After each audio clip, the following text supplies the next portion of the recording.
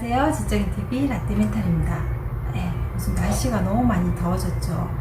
밤에도 좀 열대야 때문에 잠 이루기 힘든 분들 많으신데요. 이럴 때 또 찬 거 너무 많이 드셔서 배탈 나면 안 되니까 또 여름 건강에 신경 쓰시길 바랍니다. 자, 오늘의 제목은 오늘 주제는 혼수입니다. 결혼 준비하시는 신부님들이나 딸을 두신 부모님들 혼수 문제가 되게 크게 걱정되는 분 중에 하나죠. 또 형편에 맞게 한다고 해도 자꾸 욕심 나는 게 또 혼수인 것 같아요. 혼수의 의미가 뭔지, 이 시대에 맞는 혼수는 어떻게 준비해야 하는지, 아울러 최고의 혼수가 뭔지, 또 혼수를 잘못하면 어떤 일이 생기는지 등 책에서 잘 풀어 놓았습니다. 자, 저와 함께 들어가 보실까요? 질문. 얼마 후면 결혼을 합니다. 그런데 예물, 예단 등을 준비하면서 혼수 갈등이 조금 있습니다. 이로 인해 결혼이 깨지거나 결혼 후에도 이 문제가 이어져 파경을 맞지 않을까 걱정이 많이 됩니다. 혼수를 어떻게 준비해야 적당한지요? 너무 걱정하지 마라. 혼수는 인사치레를 하는 정도면 된다. 혼수는 사람이 육신을 가지고 있다 보니 표현하는 하나의 방법으로 있는 것이다. 즉, 시집가고 장가들 때 키워주신 부모님께 감사하고 그 주위 사람들에게도 감사하니 그 고마움의 표현으로 혼수를 하는 것이다. 그러니 혼수를 적게 해가면 앞으로 식구들이 나에게 잘못하는 건 아닌가? 라고 생각하지 마라. 인성을 바르게 갖춘 신랑이나 신부를 맞이하게 되면 상대방 식구들에게 고맙기 그지없다. 그래서 고마운 분에게는 좋은 옷도 한 벌 해주고 싶은 것이 당연하다. 그런데 옷이 돈 몇 푼 되느냐? 집을 한 채 사줘도 시원찮을 판이고 전보 비행기로 여기저기 세계 여행을 시켜들어도 시원치 않을 판에 혼수로 옷을 한 벌 해드린다는 것은 내 마음의 정성을 그만큼 담는다는 소리다. 즉, 고마움을 표한다는 말이다. 그런데 여기에서 중요한 것은 그렇게 가족들에게 고마움을 뜻하는 의미로 옷을 한 벌 해드리면서 반드시 추가되어야 할 것이 있다. 그것이 무엇이냐? 감사한 마음을 말로 다하지 못하니 감사하다는 내용의 편지가 거기에 분명히 들어가야 한다. 그러면 내 마음을 담은 그 편지 한 장 때문에 해드리는 옷이 더 값져 보이는 것이다. 이렇게 마음을 담은 혼수라야 한다. 그런데 편지는 없고 사돈의 팔촌까지 누구는 한복을 한 벌씩 하고 누구는 양복을 한 벌씩 해주고 만다. 누가 그 옷 얻어입어 환장을 했는가?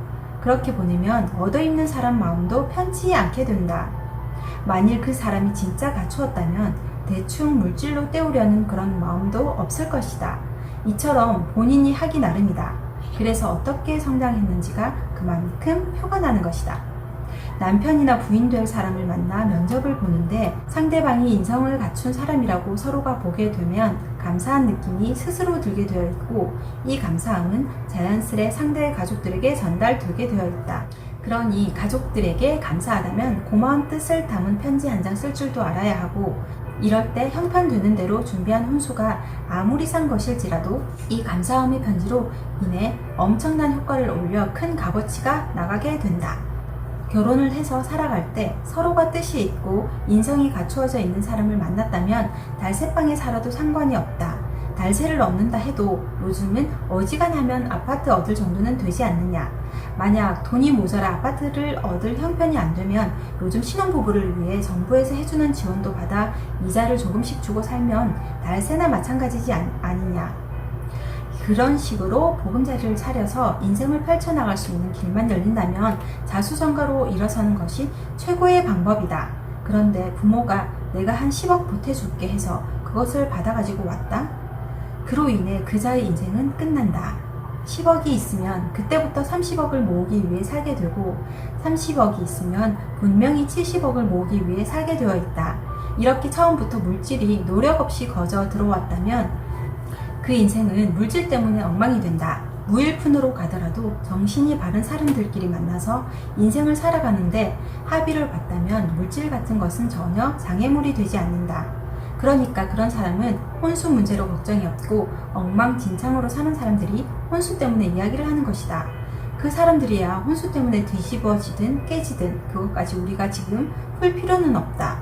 바르게 살아가고자 하는 정신이 살아있어야 하고 정신이 살아있는 자가 아니라면 인생의 쓴맛을 봐야 되는 것은 당연한 것 아니냐. 그리고 혼수를 많이 해가는 것을 보고 흥청망청 쓴다고 비난하는데 많이 해가는 것도 잘못된 것이 아니다. 혼수를 많이 해가면 돈을 누구에게 쓰고 가느냐. 다른 사람들에게 쓰게 되어 그 돈이 돌고 돈다. 자기 돈 안 될 것이니 다른 사람에게 가는 것은 당연하다. 혼수를 30억 들이면 어떠냐. 혼수 장만이라는 명분으로 돈 있는 사람들의 30억이 저쪽 서민에게 가는 것이다. 그러니 누가 혼수 많이 해간다고 입댈 것도 없고 그들 손에 있는 돈이 남에게 가고 있구나 하고 알면 된다. 그리고 뭔가를 많이 해가지고 가는 것을 자랑하면 안 된다. 집에다 뭔가를 많이 갖다 놓으면 등신이다. 1, 2년 지나면 구식인데 백화점에 놔두고 살아라. 백화점이 다 내 것이다.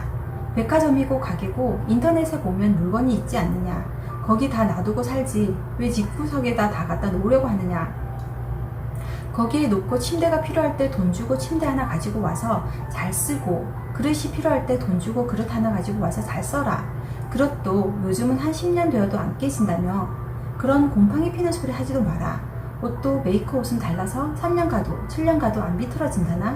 그런데 옷은 안 비틀어져도 금세 유행이 지나간다. 그러니 지금 시장에 나가서 멋지고 스타일 좋고 싼 것을 사 입어라.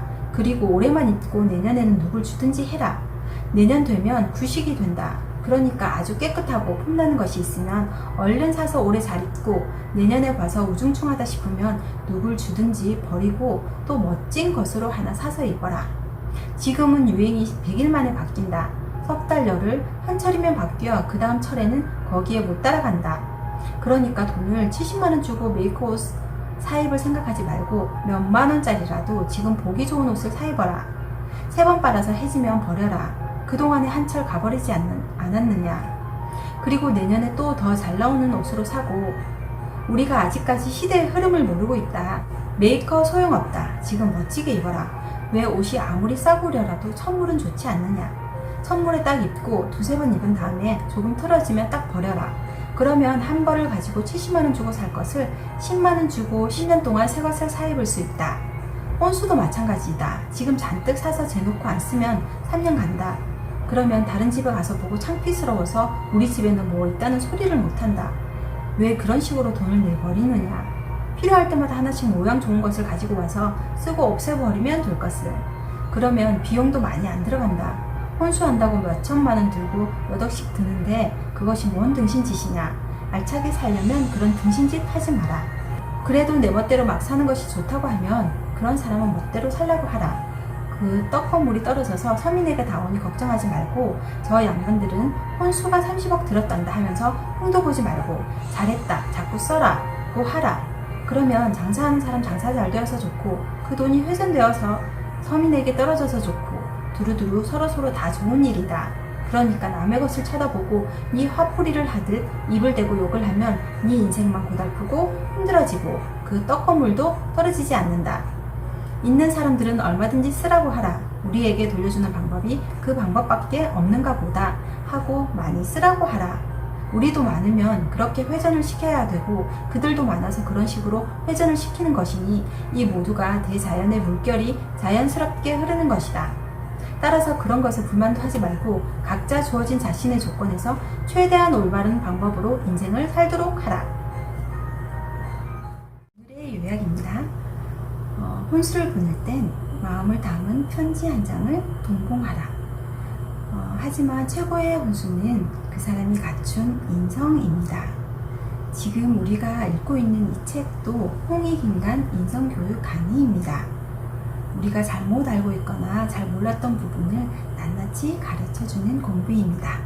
그래서 내가 모든 걸 알고 이해 분별력이 좋아져 어려운 일이 생기지 않는 원리랍니다. 네, 저는 다음 영상에서 또 유익하고 재밌는 주제로 찾아뵙겠습니다. 감사합니다.